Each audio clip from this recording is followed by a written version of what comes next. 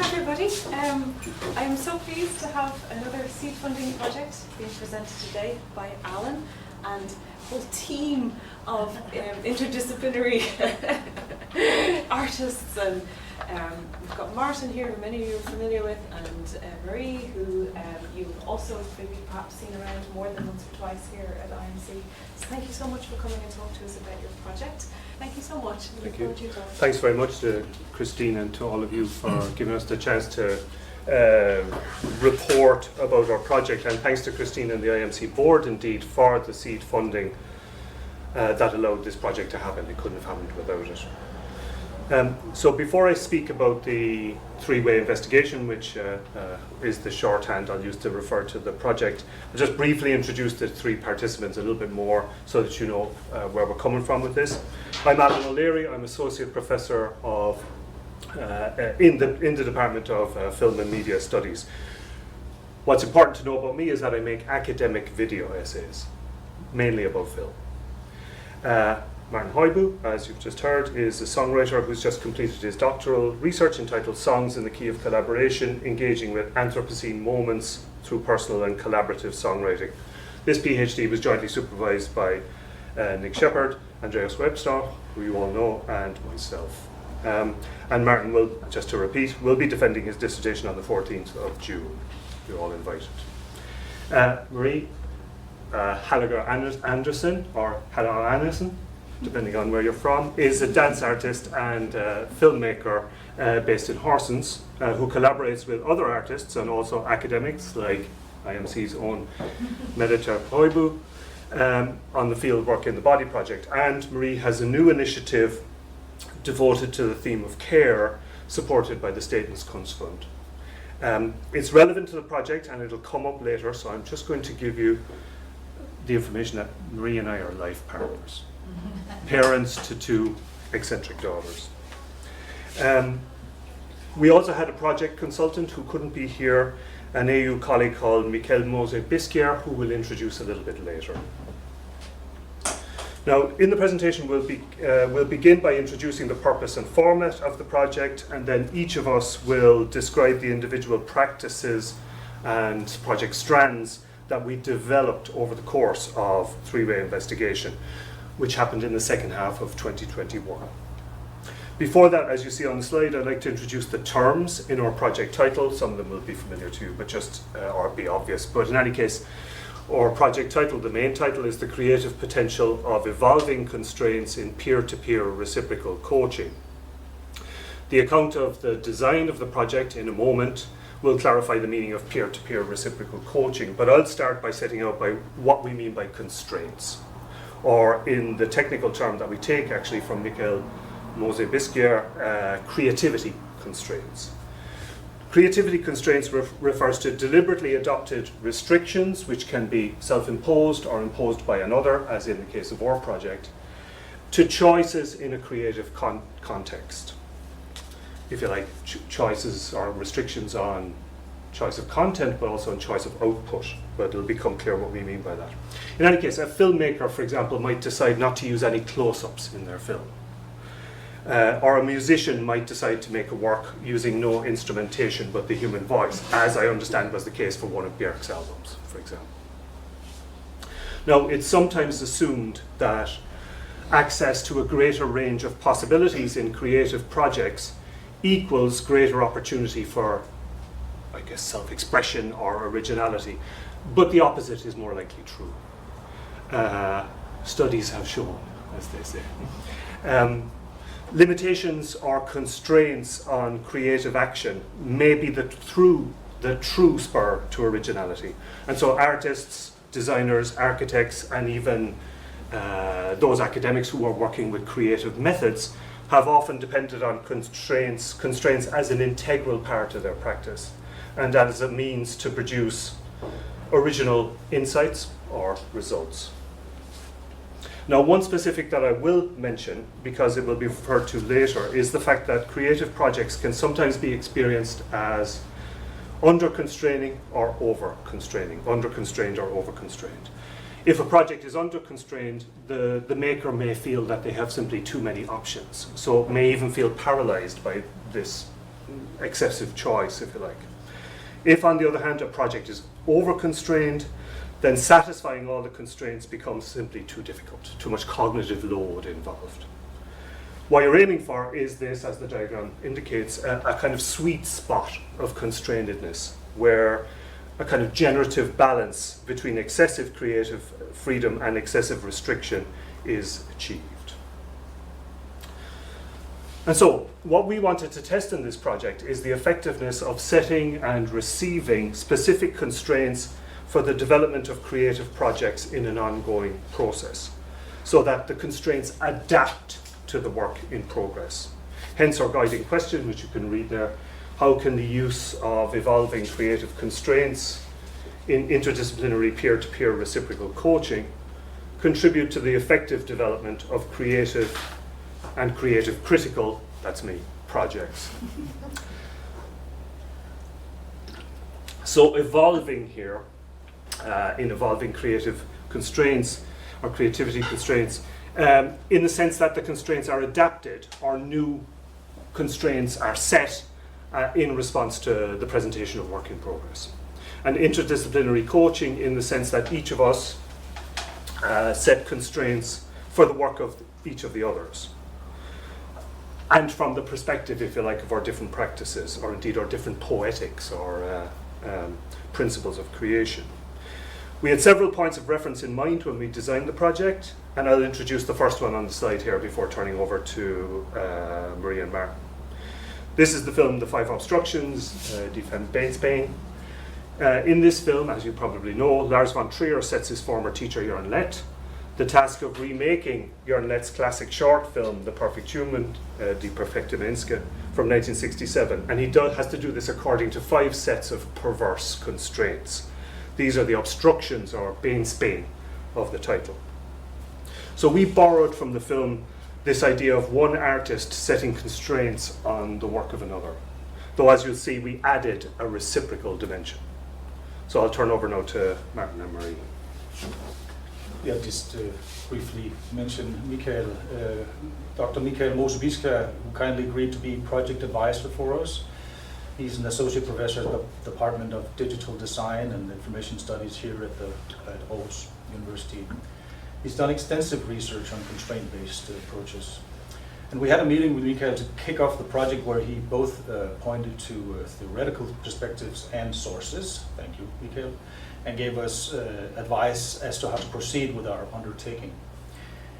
And while there has been substantial research done on the effects of constraint setting, Biska confirmed that a series of evolving constraints within the same project was an area that was perhaps under-investigated. Okay, over to me. Thanks, Martin. So I'll go on to just explain a little bit how, in a very practical way, we actually did those meetings. And the first thing I'll point to is explain the critical response process, which you see an image of there. Critical response process is a feedback format, and we adapted this for our maker meetings. And the critical response process is a method to receive feedback on creative work in progress. It's developed by, as you see in the picture there on the right, American choreographer Liz Lerman. And the process is used across many art forms as a way to deepen dialogue between artist and audience. So in its sort of conventional use, it's a 4-step process that's designed to allow artist and audience to share observations, to ask neutral questions, and then give solicited opinions. So each of these 4 steps actually give the artist a really active role in the critique of their own work. And at the same time, it also gives the audience a chance to nuance their responses as they're asked to give non-judgmental feedback. So this process avoids statements like, I liked that, or I didn't like that. And the critical response process is relevant for this project because it really avoids this premature value judgment of the work and encourages the maker, each of us in that situation when we were introducing our work, to actually continue our work in line with our own artistic ideas or the academic aims that we might have, rather than in someone else's. I'm going to put the next one on. So, the actual protocol for the maker meeting. So, what you see here on the left is, I will go on to just explain the very practical aspects, the step-by-step methods for how the sessions worked. So we adapted a variation of the CRP called mutual coaching. You can see there, mutual coaching by Liz Lerman. And that allows a pair to work reciprocally and peer-to-peer, which is very useful for this format. So as you see, this image here explains those 3 rounds, round 1, 2, and 3, that you go through in the mutual coaching. And this version here is originally actually developed to give feedback for a dance class, so movement class or choreography class, and you would do that with a friend or with a peer, and you go through these 3 rounds. Now, if you go on to the next slide, you'll see this is how we adapted it. So these 3 rounds then inspired, you give the arrow there, there you go. Those 3 rounds we used it in our meeting. As you can see, the first round up there is about the maker presenting their work and then soliciting the feedback from the responders, saying what was meaningful, what was evocative, what was interesting about what you've seen. On to the second step, or the second round, where you, as a maker, then identify what is it about this that I've just shown that I want to work on. What is it that, what aspect of this do I want to continue on? And then the last step, so these 2 are very similar to the round 1 and 2 in the mutual coaching, but the round 3 has a wild card in the original, and that asks the coach to bring a new idea or a different approach, and we exchange that for setting constraints. And this protocol gave a framework for our meetings and helped us level status positions by very clearly clarifying who speaks when, how do you speak about this. And like the conventional use of the CRP, we really try to avoid this value judgment. And so you can see that the maker and the responder in the setting of constraints then agree on an aspect that the maker then works on for the before the next meeting, which is then a month later. Yeah, I think that's it. Yeah, over to Martin. Yeah, I can say a few words about the actual running of the project. We had 4 sets of meetings over a 3-month period in the fall of 21, as is evident here. And we met at Horsham's Library, where we were kindly allowed to use their workshop facilities right there.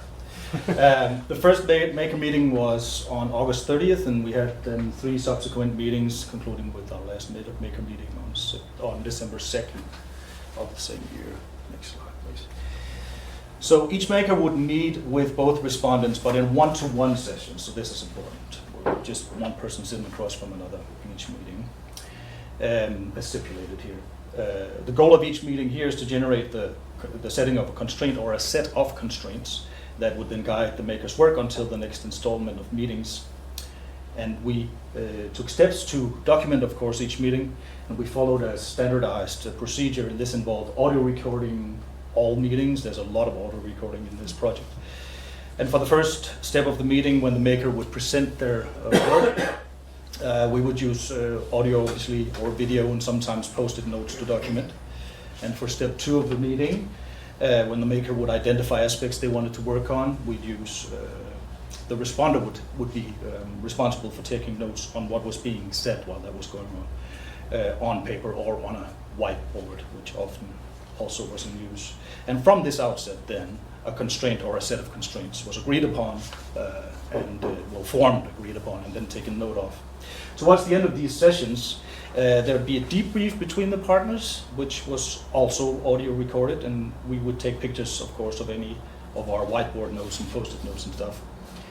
And then, between the maker meetings, we would document our work in manners we individually preferred, but we also wrote substantial reflections responding to a series of predefined questions that were designed to prompt us to interrogate the making process and to articulate what we were experiencing and discovering. And I think with that, let's take a look at the individual maker projects. Yeah, so in this section, each of us will describe the practices and individual projects that we developed over the course of the three-way investigation. That is, over the 4 meetings that Martin has just introduced, and following the protocols that Marie described a few moments ago. Marie will speak first, followed by Martin, who will also sing, and then me, and I won't be doing any singing.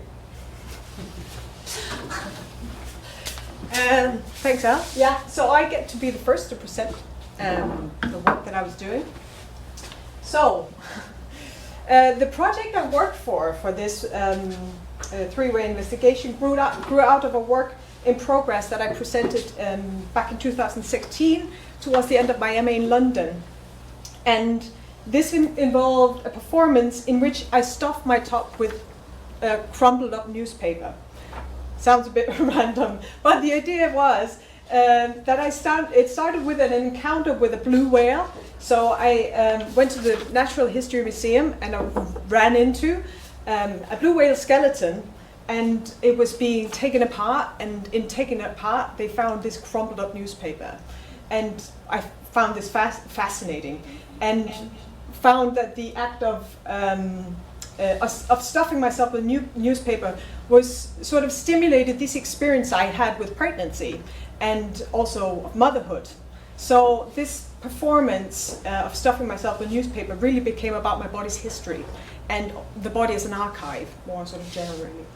And it was a very short snippet that I'd done, and I thought I want to continue working with this. So this became the raw material for the three-way investigation. I was like, what can I do with this? How can I keep developing this? And I decided to work in 2 strands. One that was a performance, which was very similar to what I'd already done with my MA, and then a film. So they sort of worked in tandem. So these are just a couple of images from that. Okay, so if you go to the next slide. So I just show here a little sort of layout of what happened. So first I'll talk about the performance. So with Alan, I worked on the sort of performative aspect of the performance, I should call it, of the piece, and it was very much a continuation of what I'd already worked on, and I was very interested in working choreographically. So how could my body move? How could I move with this newspaper inside my top, and thinking about creating actually a sort of a choreographic score. Sort of a set of instructions on how to move. That's what I wanted to work with Alan on. And after our first meeting with Alan, I showed him some of this performance, and he wanted me to involve other performers or other collaborators in the making of this piece. And that was a real challenge for me. It was I really had to overcome a shyness, a fear of sharing the work at this very vulnerable stage. And onwards, as we were working, I had some resistance towards the constraints, which may have had to do with also the slight tension that sometimes is when you work with someone that you're very familiar with, both personally and also in terms of having worked together before. So I wiggled a little bit with those constraints. But Alan also insisted on something which became very important. He insisted on what the whale was. I had sort of discarded the whale, but then thought, or Alan kept saying, there's something about the whale. So I kept having that at the back of my head. It also in the end became a little bit over-constrained for me, and I reached a bit of a dead end with the work actually towards the end of those 4 weeks, simply because I was trying to do something that wasn't really right for me. But having said that, I got much more confident with this performance work from having had those meetings with Alan and worked with those constraints. So it in the end was very useful process. Let me put the next one. With Martin, I worked with the film aspect of this. I wanted to work on, or focus on, the role of sound. I mean, it made sense to use Martin as a musician to work on an audio track. I had done some initial filming for this already with my two daughters, where they became the small people stuffing my top, so I had this interaction with them which I'd filmed, and I began with a sort of 8-minute collection of film clips from this, which sort of explored some of the same movement that I worked with Alan on. So first, when I met Martin, I showed him this work, and we had a long discussion that led to the curiosity around the sound of heartbeats. The sound that the baby or the fetus is the first thing they hear in the womb. And of course, because this whole idea of pregnancy and so on was a very important aspect, that became really important in the piece. It became actually a key feature of the work, also in the months that followed. And then at some point, I think there was a slight under-constraintness of the process that meant that I got a bit distracted with things. So I started making new footage, getting new ideas, and it took me at some point in too many directions. But then in the end, also clarified some of the strengths and weaknesses that I had with the work, simply by just hearing Martin account of what he found interesting or evocative or surprising about the piece. So in the end, it really helped me to become much more sensitive to the use of sound in my film, and also how the images interact with the sound. So it really nuanced that. And finally, outcome-wise, I actually always knew that the two worked in tandem. So they weren't going to be separate things, but they were going to work together somehow.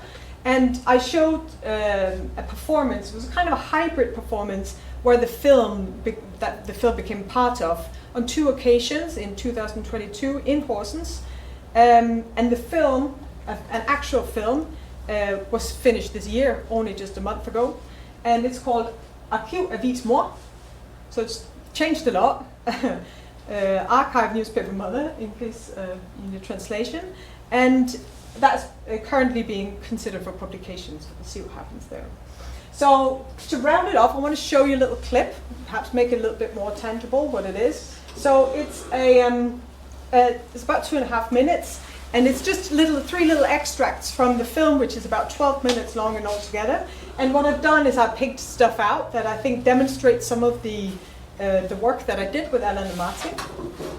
So perhaps listen out for the heartbeat stuff, use of layers of voices, and also notice how this whale, the archive, the body as an archive, became quite a feature of the work.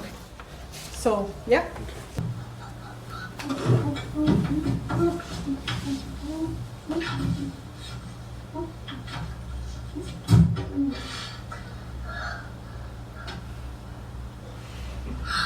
For moderskabet er en samling af gentagne aktiviteter.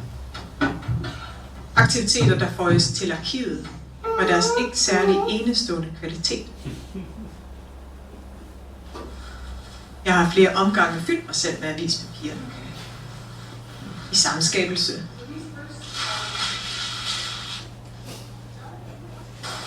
For at forme en ny krop. For at undersøge papirets tekstur, dets stoflighed.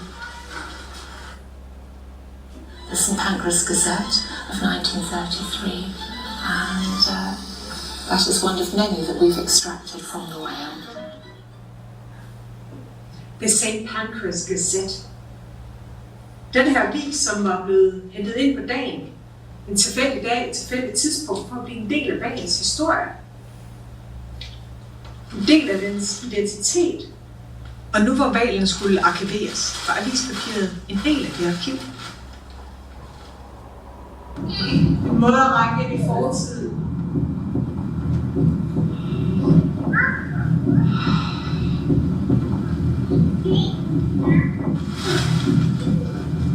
Hold fast.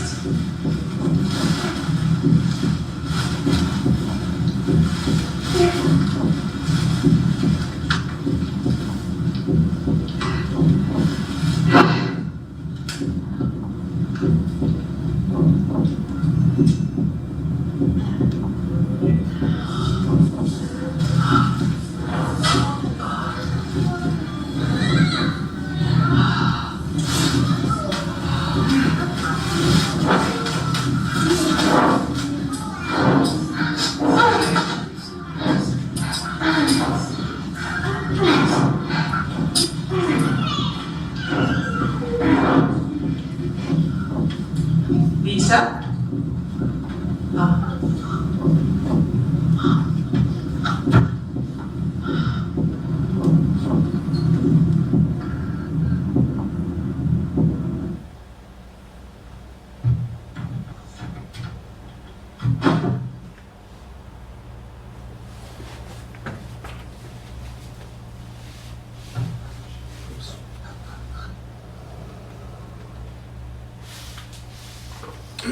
Over to you, Mark. Thank you.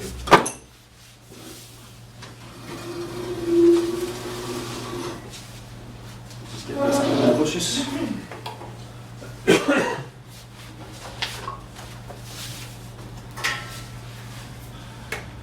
So, to me, this three-way investigation was an opportunity to challenge my. I'm going to purposely stand in front of this. You don't really have to read that.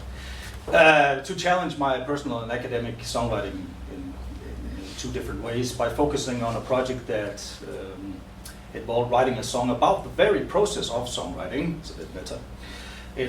Song to be Born, which I worked on with Marie, and by writing Song to Open, which I envisioned could be an opener for a live set of material from my PhD work. And I worked on that with that one. And the two song projects helped me to work through angles of academic songwriting that I did not pursue directly in relation to my doctoral studies. At the time of our collaborative project, the empirical part of that project was almost done, of the doctoral project was almost done, and some 33 songs had been written at the time. And as I embarked on our three-way investigation, I was also working through how to engage with the quite substantial amount of information produced in the songwriting encounters of my PhD project. Would you kindly change this up?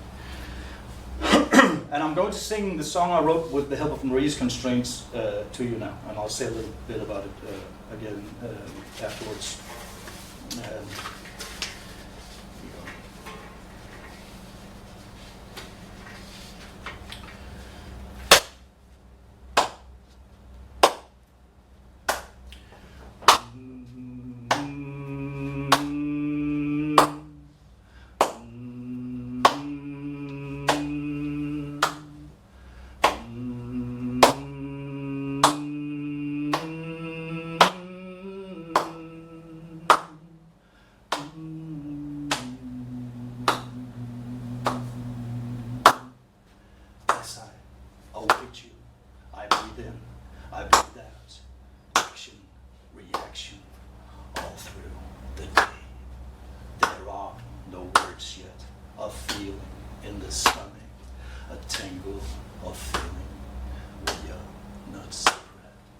Everything is porous between us.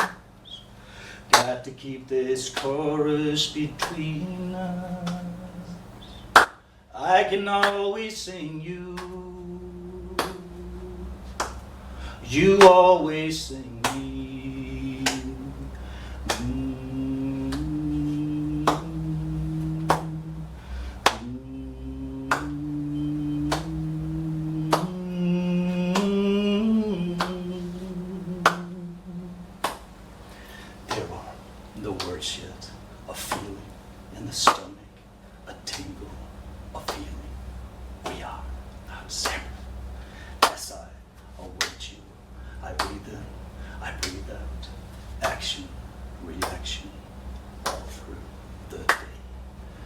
Everything is porous between us. Got to keep this chorus between us. I can always sing you. You always sing me.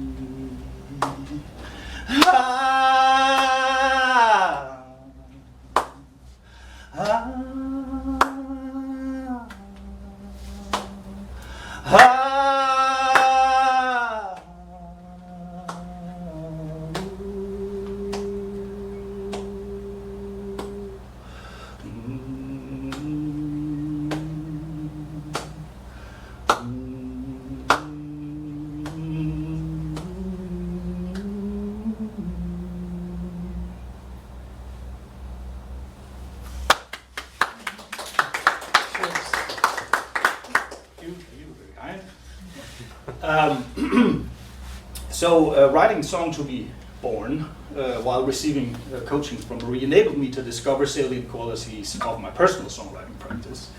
It helped me to begin to reflect in ways that were very helpful when I later needed to articulate my approach to personal songwriting in discursive text for my doctoral thesis, that is, toward writing a phenomenology of songwriting practice. Marie prompted me to locate where songwriting would start in the body, which turned out to be a quite guttural, quite visceral experience for me, and she troubled my usual way of working by making me walk with the source material, and perhaps you sensed that in the clapping, this kind of a walking, slow walking rhythm. And this meant that the song lines would need to adapt to this walking pace, the topography of the walk, which was it wasn't really straight, my breathing pattern while walking, etc. And I had the idea with me to write this song about songwriting to our first session, and also the title already, actually, A Song to Be Born, at least a working title. Can we change the slide? Thank you. I also had a different idea with me on that first day, namely to write a song that serves as an opener, a prologue to a catalog of already existing co-written material with interlocutors from my PhD work. And inspired by the title of Song to Be Born, I decided on the title of Song to Open pretty much during my first coaching session with Alan. And here constraints were set towards fragmenting the source material of my existing co-written songs. And I won't say so much more, but a little bit more after I just sing this song to you. Yes, we'll need the help of a little technology this time.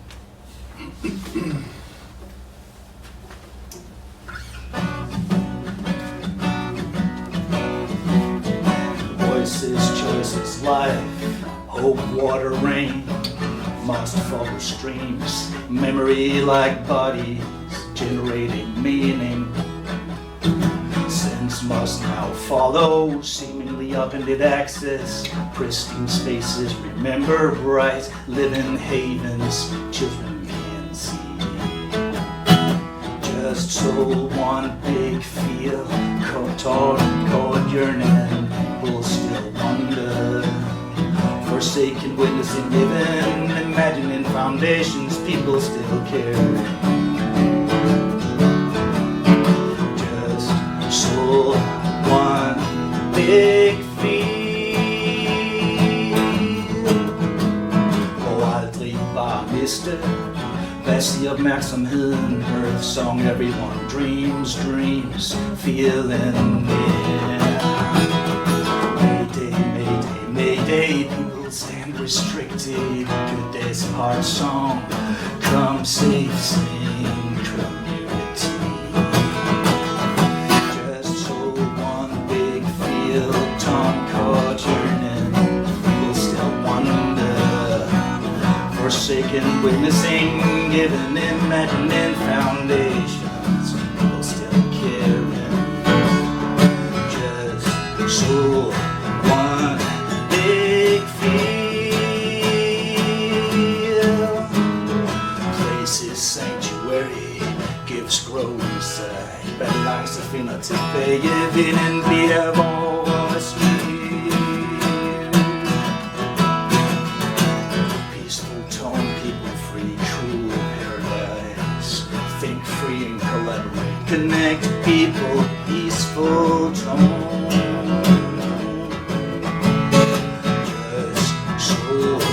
One big field, just so one big field, just so one big field.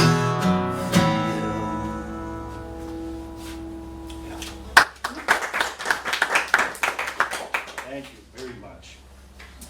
In Song to Open here that we just heard, I would work with deferring sense, whereas I aim to explicate sense in the song that I wrote with Marie. In Song to Open, the intention would be to write a song that would not make logical or lyrical sense, but a sensuous kind of sense. I hope you perhaps took that away from the singing. The constraints were useful towards producing a song that nearly fully deferred sense, but I needed also to impose my own constraints quite a bit together. I chose to work with a radical fragmentation of the existing song lyrics using a word cloud generator. And this in turn led to a purposeful over-constraining that Alan has talked about. This prompted me to find some strand in the song that I could emotionally connect with in order to make it feel like a song when I sang it. And perhaps I should just clarify that a little bit. In my usual process of personal or confessional songwriting, I gravitate towards finding form or finding cohesion through emotional center. I'm looking for something that has an emotional center. Normally the words would back up this key message or content. Often the words in the chorus would carry the emotional center, and the words in the verses that came before it would sort of lead up to that, and the chorus would then elaborate on it or emphasize what was going on. That process fit the song project with Marie very well. In comparison, since the constraints given by Alan centered around deferring this kind of sense, I didn't know how to navigate the songwriting process, and I had to come up with these radical self-imposed constraints. And this definitely challenged both the practice and the outcome. So in a way, Song to be Born, that I wrote with Marie, is about the essence of songwriting for me, and Song to Open radically deconstructs what is perceived by me as essential. So with that, I give it over to Alan. So I just acknowledge that we're running slightly over, but we'll try and be as concise as possible anyways. So the project I developed over the course of the three-way investigation was a video essay called, as you can see there, Men Shouting, A History in 7 Episodes. And it's about 3 films that you see the posters of here on the 2008 financial crash. Now the theme of the video essay is the way in which cinema genders historical agency, so typically masculine. Men Shouting is, I acknowledge, experimental scholarship, and what I was trying to do was to reveal aspects or something of the texture of these 3 films and films like them, rendition of historical circumstances. So aspects of the texture that might elude more conventional forms of analysis. Now, as the title, Men Shouting, suggests, I was particularly focused on voice and sound in this work. I had already completed drafts of several of the episodes of Men Shouting before the three-way investigation. And I decided to work with Martin on episode 5, which was already substantially developed, and to work with Marie on episode 7, for which I had collected but not elaborated materials.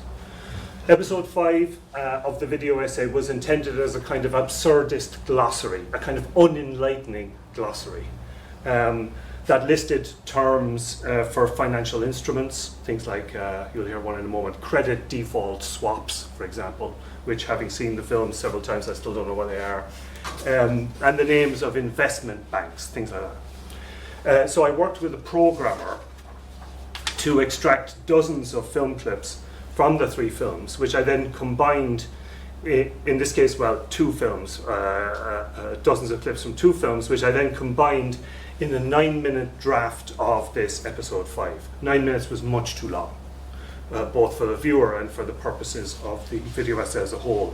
So my goals in the work with Martin were to make the episode more more compact, and also to give it a greater musicality, whether in terms of the treatment of the dialogue or the overall shape of the episode. And I was able to obviously use Martin's know-how as a musician to develop the episode in these terms over the 4 meetings. In terms of our kind of encounter or relationship, Martin's patient questioning helped me to probe the importance of musical metaphors and points of reference in my understanding of my work.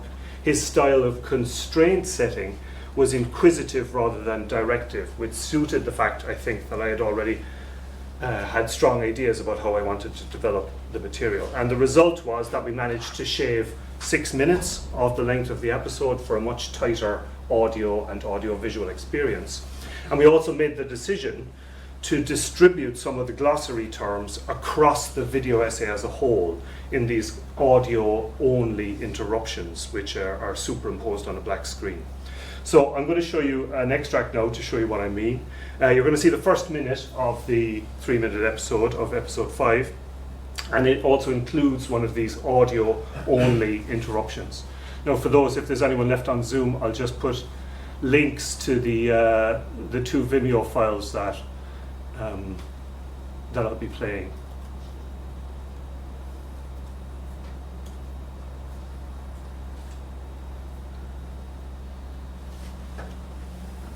Don't let them out until they exacerbated AIG yesterday. AIG has collateral. AIG.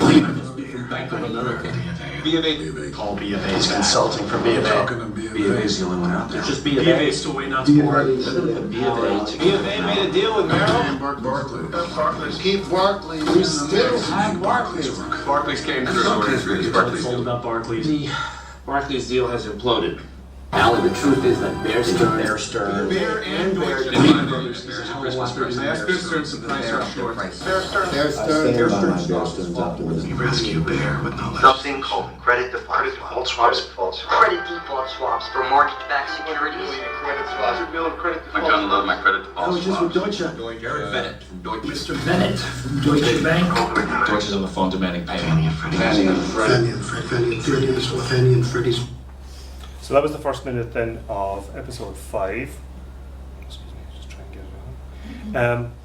The plan for episode 7 of Men Shouting was to combine elements from the 3 films I was studying in a kind of toxic masculine crescendo. So this is the climactic episode of the video essay, which then goes into a coda in which women finally speak. So my idea was to forge a kind of fictional link across the 3 films by showing all of the characters speaking on telephones as if in conversation. It's a slightly naff idea, which I didn't really stick with, as you'll see. And I'd already collected phone scenes from the 3 films on the editing timeline, but hadn't done anything with them. So working with Marie, I decided to intersperse this material with a quotation, so a piece of text, that I'd intended to use as an epigraph for the video essay, but to use it instead at this late stage. I admit, though, that I was frustrated with the pace of progress on the episode over the 4 meetings. The peer-to-peer coaching sessions were complicated by the fact, in the same way that Marie mentioned this, that we're life partners, but part of the ethos of the project was to retain the messiness of our pre-existing relationships. This meant that the constrained setting, in this case, could feel very fraught. I could perceive it, and did perceive it, as critical of the creative and scholarly principles that underpinned my work. I said, why are you setting me that constraint? Are you trying to say that I'm doing it wrong? So some of the constraints I only followed beyond the project. For example, Marie's suggestion to omit the images, which I'd resisted during the meetings, but only later understood the wisdom of. So what I'll show is the final version of the episode now. Sorry, what's going on here? The video essay is currently under peer review in a publication called In Transition.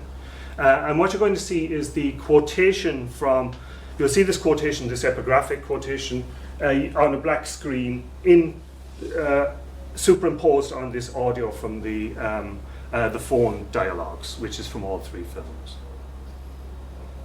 Is there these are pretty bad. Your ship might be taking more water. It might be time to get a life jacket and get out. Document tax value cash point up okay. Wanted to talk to you about. Banks are already under a great deal of stress. OC-Fed and SEC are in agreement with The bond department. I'm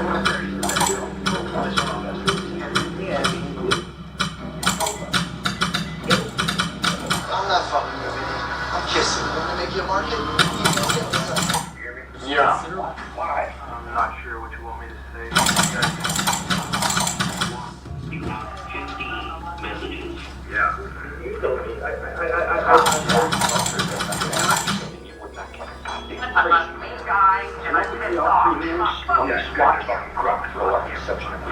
Something that's never happened before happened.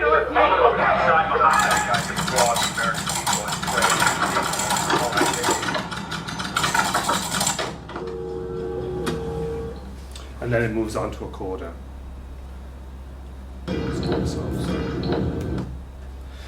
So I'll move into a conclusion now. We won't swap around. I'll just briefly give you a few concluding thoughts. Before we do give some brief concluding thoughts, I just want to briefly mention that we're finalising an article about the project for the Journal of Artistic Research. this article has basically the structure of the presentation you've heard today, except that it features a closing conversation between the three of us, in which each of us discusses and analyses the experience of setting and receiving constraints, and tries to speculate on the lessons of the project for other practitioners. The Journal of Artistic Research, JAR, is a good venue for an account of our project because you can embed audio and audiovisual material. This can be alternated with the prose or embedded in it. Now, we won't try to give a definitive answer to the project research question. And this is partly because the experience of the project is certainly different for each of us. And partly because we hope that the discussion now might help to clarify the interesting aspects of the three-way investigation. In our conclusions, in the article as here, we don't want to disguise the different perspectives of the individual participants. So it is that when we reflect on the best form or the best tone, let's say, that constraints should take to be generative, we agree on some characteristics but not on others. For example, the desirable feature constructive that you see on item 1 of the slide is probably in opposition to capricious, which is my suggestion, obstructive or sadistic, really, kind of Lars von Trier approach. Again, it's important to us not to pretend that we have undertaken a scientific or even a social scientific experiment. I hope this is not news to IMC, who funded it. The experimental apparatus of the three-way investigation was intentionally permeable. As it says, they're a porous experimental apparatus. And so its results, at least from a certain perspective, were always already contaminated by the fact and the messiness of the pre-existing relationships between the participants, just for example. So it would be wrong to offer any straightforwardly generalizable takeaways from the project. Instead, what we might learn concerns precisely the particularity of the encounters between the participants. So we can imagine that a maker might choose a peer coach because of that coach's expertise. You might ask to work with Martin, for example, because of his knowledge of music and sound, or you might ask to work with Marie for her expertise on embodiment. This would be a deliberate and, as it were, instrumental choice and deployment of your interlocutor, of this other. But you might conversely choose an interlocutor precisely because of the absence of certain sorts of expertise, so that you could experience their feedback as surprising, as emerging from left field. In all cases, though, what seems essential to us to kind of retain from all of this is the unpredictable and irreproducible character of the actual encounter. This unpredictability and particularity is what is to be cultivated, it seems to us, I think, I'm speaking to you now, in order to take the work to unexpected places.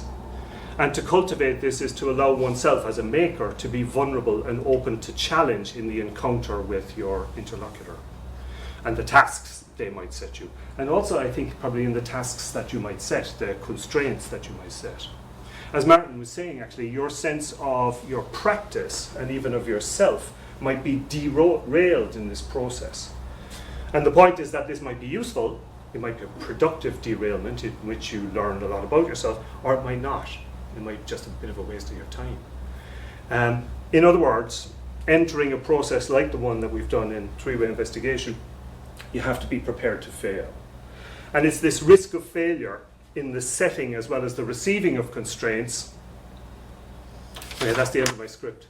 I decided I didn't want to finish that sentence. So that was going to be my peroration. But I kind of was hoping that the conversation might give us the conclusion that we need for the article.